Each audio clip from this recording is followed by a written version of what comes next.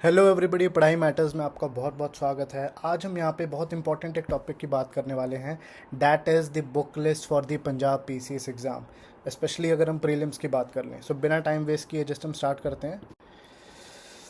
So book list यहाँ पे काफ़ी इंपॉर्टेंट एक चीज़ रहती है, क्योंकि एक डायरेक्शन हमें पता होनी चाहिए कि हमें एक्चुअली कौन सी बुक्स पढ़नी है और उसके बाद किस तरीके से अपनी तैयारी को आगे लेके जाना है। बहुत ज़्यादा जब रिसोर्सेज होते हैं, बहुत बुक्स होती हैं, तो वो भी हमें कंफ्यूज करने का काम कहीं ना कहीं करती हैं। तो इसलिए यहाँ पे जो बुक लिस्ट मैं दे रहा हूँ वो आपको काफ़ी ज़्यादा हेल्प करने वाली है इस एग्ज़ाम में। रादर और भी एग्ज़ाम में हेल्प करेंगी, जो भी इवन अदर स्टेट एग्ज़ाम्स हो गए, चाहे यूपीएससी भी यहाँ पे हो गया। ओके, सो स्ट्रेट अवे हम यहाँ पे स्टार्ट करते हैं। राइट। सो बुक लिस्ट में जो पहला यहाँ पे टॉपिक है डैट इज़ हिस्ट्री। और हिस्ट्री अगर हम बात कर लें, अगर इवन वर्ल्ड हिस्ट्री को भी इसमें इंक्लूड कर लें, तो 22% जो प्रीलिम्स का जीएस वाला जो पोर्शन है डैट इज़ पेपर 1, तो वो हिस्ट्री से ही आता है। और हिस्ट्री काफ़ी वास्ट है और इसको बिल्कुल भी कहना कि इग्नोर नहीं किया जा सकता। सो बुक लिस्ट में हम हिस्ट्री से यहाँ पे स्टार्ट करने वाले हैं विद द एंशंट हिस्ट्री। काफ़ी ज़्यादा फोकस में आ रही है आजकल, बिकॉज आर्ट एंड कल्चर का जो पोर्शन है वो काफ़ी ज़्यादा इसी से उठ के आता है। और जो जो हमारे कमीशंस हैं, चाहे स्टेट के हों चाहे यूपीएससी हो, वो चाहता है कि अपने कल्चर के साथ लिंक्ड रहें कहीं ना कहीं।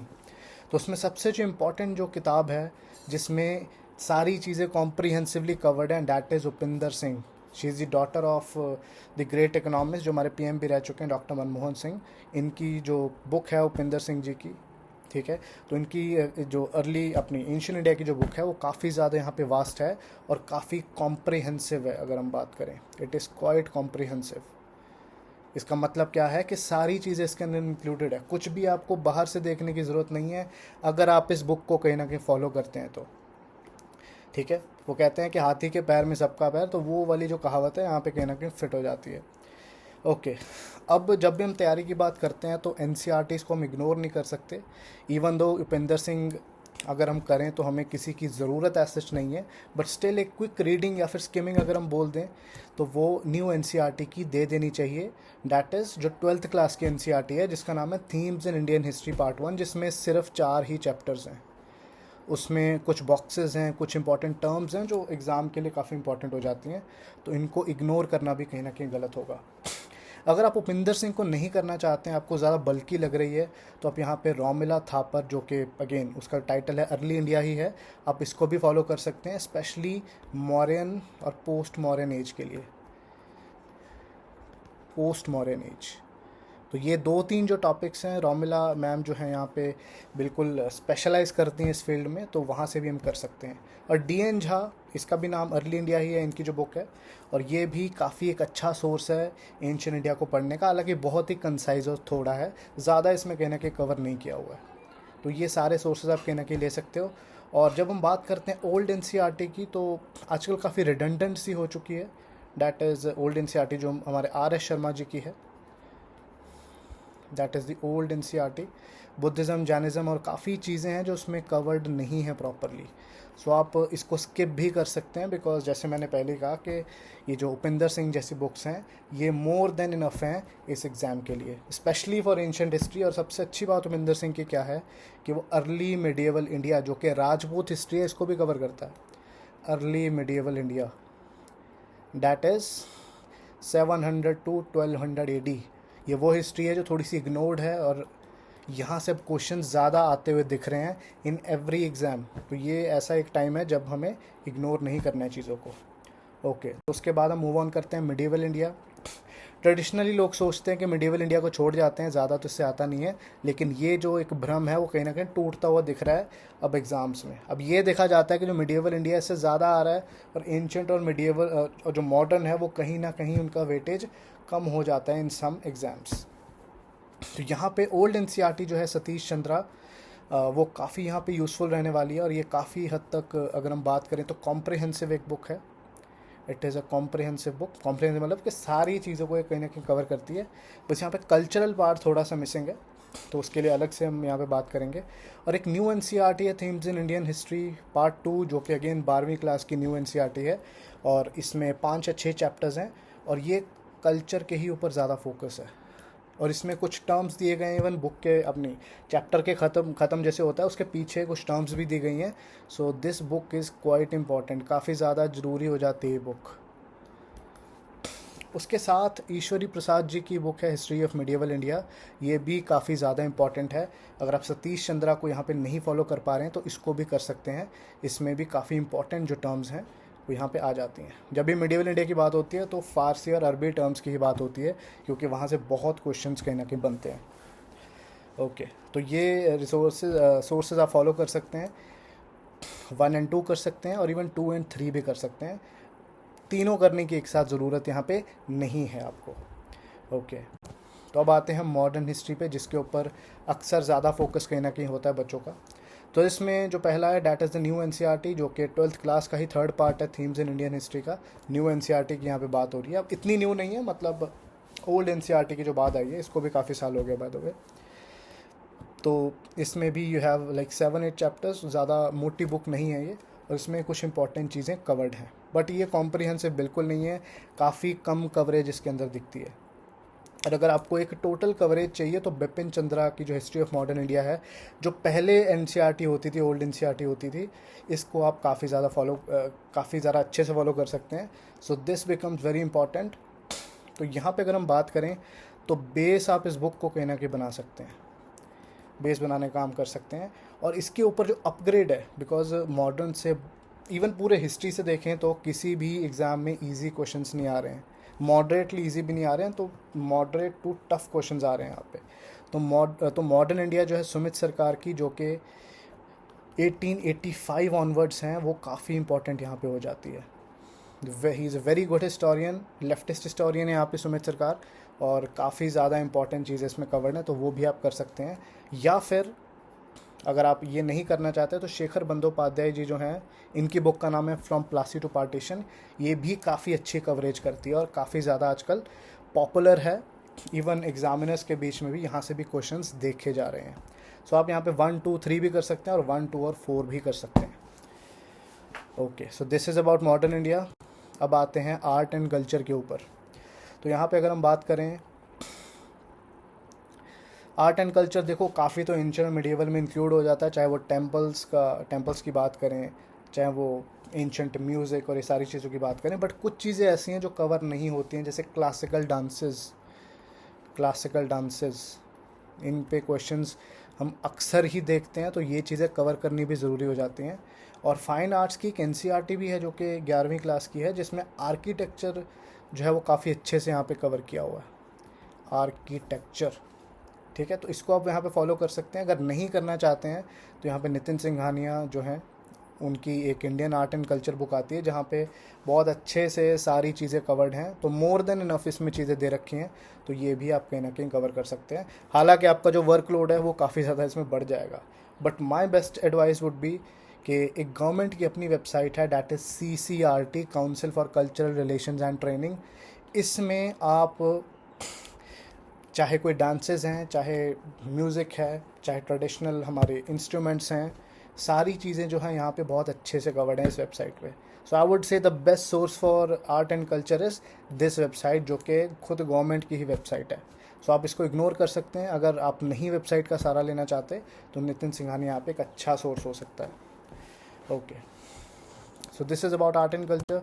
नेक्स्ट हम आते हैं वर्ल्ड हिस्ट्री। इसकी हम बात कर चुके हैं कि वर्ल्ड हिस्ट्री प्रीलिम्स में बिल्कुल एक अलग चीज़ है, जो कि सिर्फ पंजाब के एग्ज़ाम में आपको देखने को मिलती है। और world history is a topic जिसके काफ़ी चीज़ें जो हैं वो आपको स्कैटर्ड मिलेंगी, एक बुक में सारी चीज़ें काफ़ी मुश्किल से मिलती हैं। तो यहाँ पे सबसे बेसिक जो बुक है डैट इज़ अर्जुन देव, जो कि पहले एनसीईआरटी होती थी, और यहाँ पे वर्ल्ड वॉर्स वाला जो पोर्शन है वो काफ़ी अच्छे से कवर्ड है, वर्ल्ड वॉर्स, बिकॉज ये लेटर वर्ल्ड हिस्ट्री को कवर कर रहा है, और ये अमेरिकन और फ्रेंच रेवोल्यूशन वगैरह को अच्छे से नहीं कवर कर रहा है कहीं ना कहीं।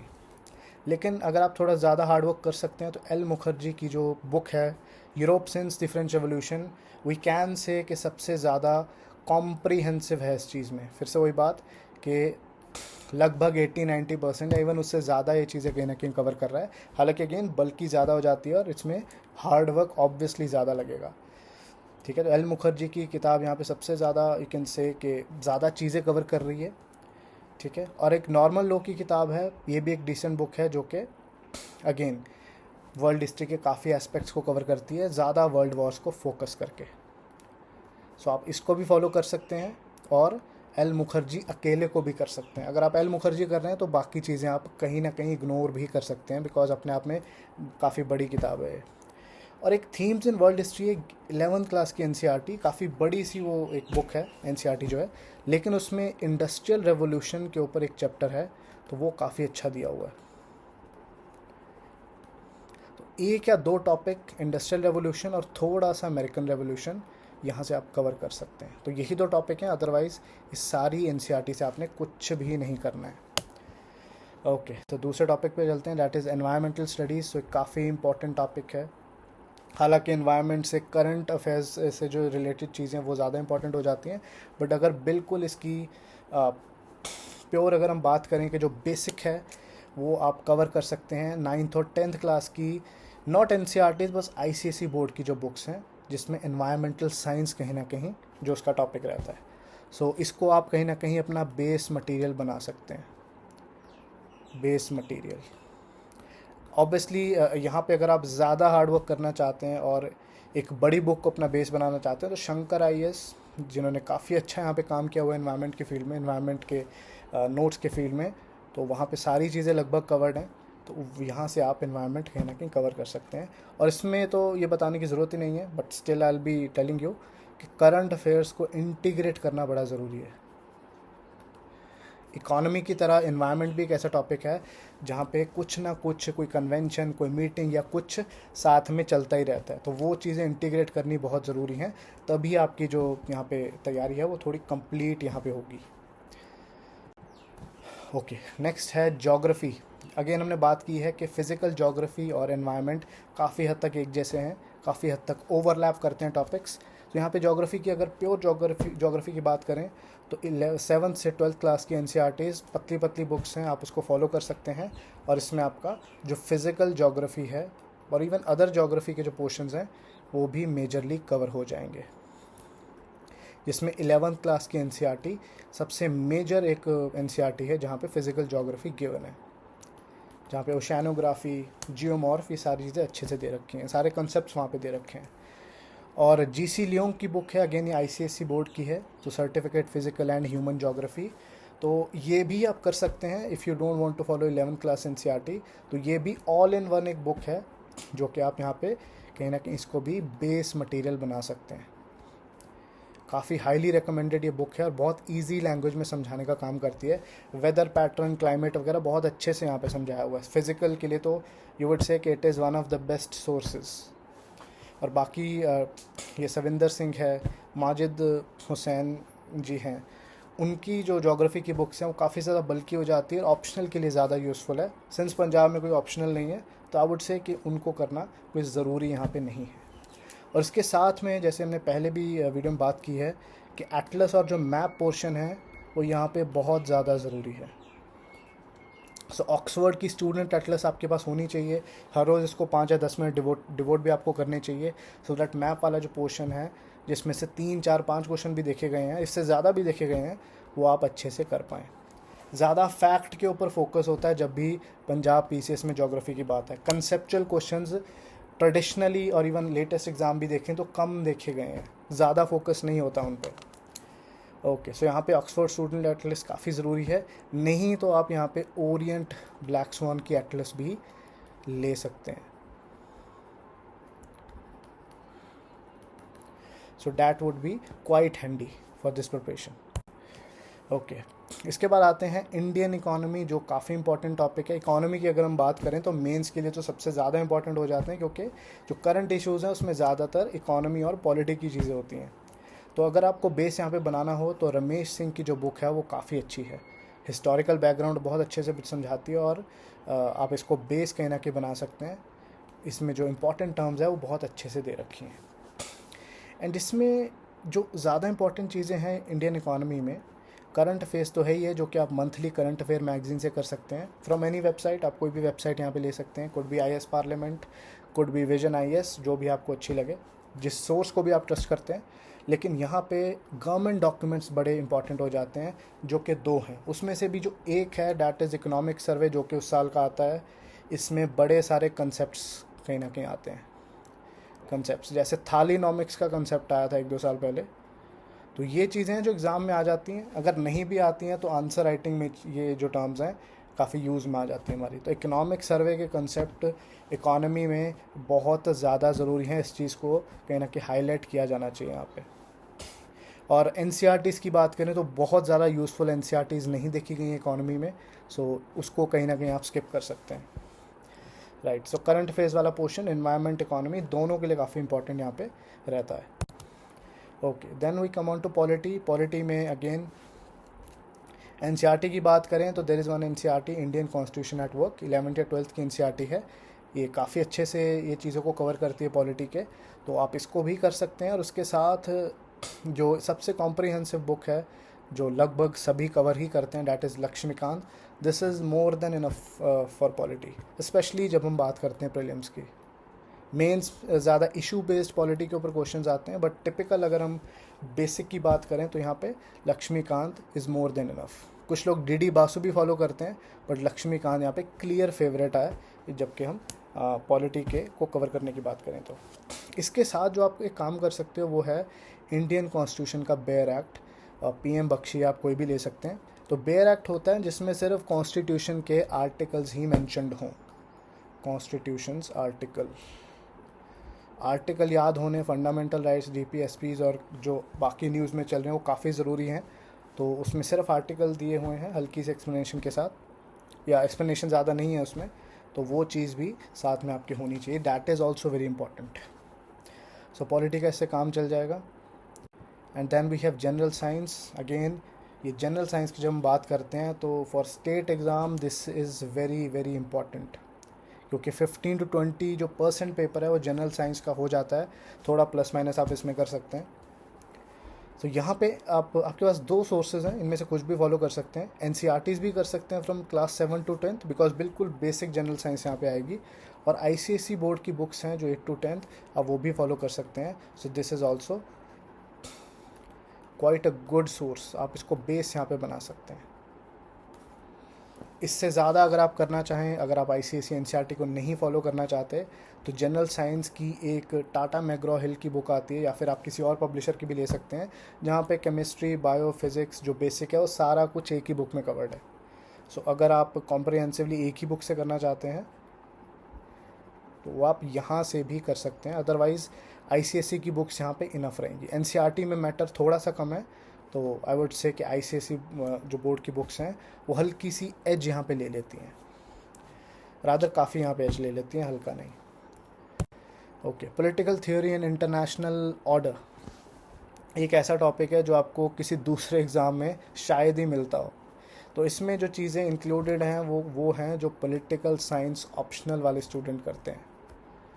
काफ़ी सारे पॉलिटिकल थिंकर्स, पॉलिटिकल साइंटिस्ट और उनकी books, Indian as well as international. तो इसका बेसिक अगर आपने करना है, that is political theory, class यहाँ पे 10th है, इट इज़ 11th की NCERT, this is class 11th NCERT. तो वहाँ से आप बेसिक टर्म्स कर सकते हैं। फ्रीडम, जैसे हम बात करते हैं सिटीजनशिप क्या होती है, ठीक है, लिबर्टी क्या होती है। उसके बाद डिफरेंट पॉलिटिकल साइंटिस्ट हैं, उनके काम हैं, उनकी थ्योरीज़ हैं, उनको डिफरेंट सोर्सेज से करना होगा या फिर पॉलिटिकल साइंस की बुक से कवर करना होगा। तो इसका जो मैटर है वो काफ़ी स्कैटर्ड है और थोड़ा हार्ड वर्क इसमें लगेगा। इवन दो पिछले एग्ज़ाम में बिल्कुल भी नहीं पूछा गया इस फील्ड से, but since it is mention तो इसको इम्पोर्टेंस देना काफ़ी ज़रूरी है। ओके, पंजाब। तो जब पंजाब की बात करते हैं, जो स्टेट स्पेसिफिक है, ऑब्वियसली अब पंजाब पीसीएस की बात हो रही है, तो पंजाब पोर्शन काफ़ी इंपॉर्टेंट हो जाता है, नो नीड टू टेल। तो यहाँ पे आप कोई भी एक जनरल पंजाब के जो अफेयर्स हैं उसकी बुक फॉलो कर सकते हैं। ये साडा पंजाब भी हो सकती है जो मुनीश जिंदल जी ने लिखी है, और पंजाब पीडिया भी हो सकती है। कोई भी आप एक फॉलो कर सकते हैं और जिसके ऊपर आप ट्रस्ट कर सकते हैं वो आप फॉलो यहाँ पे कर सकते हैं। इसके साथ जो इम्पॉर्टेंट है करंट अफेयर्स की अगर हम बात करें और इकोनॉमी वाली चीज़ों की बात करें, स्कीम्स की बात करें कि कौन सी हाल ही में स्कीम्स लॉन्च की गई हैं, कितना पैसा कौन से शहर में डाला गया है, कितना इन्वेस्टमेंट हुआ है, कहाँ पे न्यू स्टेडियम बना है, और ये सारी चीज़ें, तो ये इकोनॉमिक सर्वे जो कि स्टेट का आता है वहाँ से हम देख सकते हैं, एज वेल एज बजट। तो ये यहाँ पे इम्पॉर्टेंट हो जाता है, जो कि काफ़ी कैंडिडेट्स इसको इग्नोर कर देते हैं। सो दिस इज़ क्वाइट इम्पॉर्टेंट, तो इसको बिल्कुल भी इग्नोर नहीं किया जाना चाहिए। ये गवर्नमेंट वेबसाइट से आपको अवेलेबल हो जाएगा। और करंट अफेयर्स की अगर हम बात करें पंजाब के, तो इंग्लिश ट्रिब्यून में काफ़ी अच्छी कवर्ड होती हैं, तो यहाँ से इंग्लिश ट्रिब्यून सबसे अच्छा सोर्स माना जाता है। और भी आप सोर्स ले सकते हैं, but this is one of the best, so I would suggest the English Tribune. अब पंजाब में क्या देखा गया है कि पिछले 6 मंथ्स के जो आपके करंट अफेयर्स हैं, ज़्यादा फोकस उन्हीं पे होता है। ऐसा नहीं है कि आपसे 1.5 साल पुराना वो करंट अफेयर पूछ लेंगे जो कि आपको यूपीएससी में दिखता है। सो 2-3 महीने, पिछले 5-6 महीने ज़्यादा इंपॉर्टेंट है जबकि हम पंजाब पीसीएस के करंट अफेयर्स की बात करें, तो इस चीज़ का खास ध्यान रखिएगा आप। ओके, अब यहाँ पे इंग्लिश लैंग्वेज और पंजाबी लैंग्वेज भी बड़ा यहाँ पे एक क्रिटिकल फैक्टर हो जाता है, स्पेशली जब हम सीसैट की भी बात करेंगे और इवन मेंस में भी अगर हम बात करेंगे। सो इंग्लिश लैंग्वेज को करने के लिए जो पीसीएस यहाँ पे एग्जीक्यूटिव ब्रांच की अगर हम बात करें, तो यहाँ पे ग्रामर वाला पोर्शन बहुत इंपॉर्टेंट है। तो ग्रामर और आपकी वोकेबलरी, सिनोनिम एंटोनिम हो गया, फ्रेजेस हो गया, वन वर्ड सब्स्टिट्यूशन हो गया, तो ये जो बेसिक चीज़ें हैं जो आपको बैंक पीओ और इन एग्ज़ाम्स में मिलती हैं, तो यहाँ पे काफ़ी हैंडी रहती हैं वो चीज़ें। तो रैन एंड मार्टिन जो यहाँ पे बुक है ग्रामर के लिए, वो यहाँ पे काफ़ी अच्छी यहाँ पे साबित होती है प्रैक्टिस के लिए। सो इंग्लिश को लाइटली ना लिया जाए, और जैसे हाई स्कूल में इंग्लिश की प्रैक्टिस कराते हैं छोटी छोटी चीज़ों की, तो यहाँ पे काफ़ी इंपॉर्टेंट यहाँ पे चीज़ें हो जाती हैं। एक और बुक है जहाँ पे काफ़ी सारे वोकेबलरी अच्छी दे रखी है, that is word power made easy, लाल से कवर की आती थी, अब तो I don't know which cover it is, तो इसको भी आप फॉलो कर सकते हैं, otherwise you can ignore it also. और एक ऑब्जेक्टिव इंग्लिश की बुक है, that is by SP Bakshi ji, ठीक है, जहाँ पे सिनोनिम एंटोनिम और ये जो बेसिक जो हमारी कंपेटिटिव एग्ज़ाम वाली इंग्लिश है वो कहीं ना कहीं यहाँ पे कवर्ड होती है, तो ये आपको काफ़ी ज़्यादा हेल्प करने वाली है, स्पेशली इन पीसीएस। अब हम आते हैं पंजाबी लैंग्वेज के ऊपर, क्योंकि पंजाबी लैंग्वेज तो बिल्कुल ज़रूरी है जब हम पंजाब पीसीएस की बात करते हैं। अगेन यहाँ पे जो व्याकरण है, ग्रामर है, वो सबसे ज़्यादा इंपॉर्टेंट रोल प्ले करती है। तो यहाँ पे नरेंद्र सिंह दुग्गल जी की किताब है ग्रामर के लिए, और इवन यहाँ पे एसेज वगैरह भी उसमें गिवन है, पंजाब में जो लेख वगैरह होते हैं, तो वहाँ से आप बेस बना सकते हैं। और अगेतर, पिछेतर, अखाण, मुहावरे, ये सारी चीज़ें यहीं से कहीं ना कहीं कवर हो सकती हैं।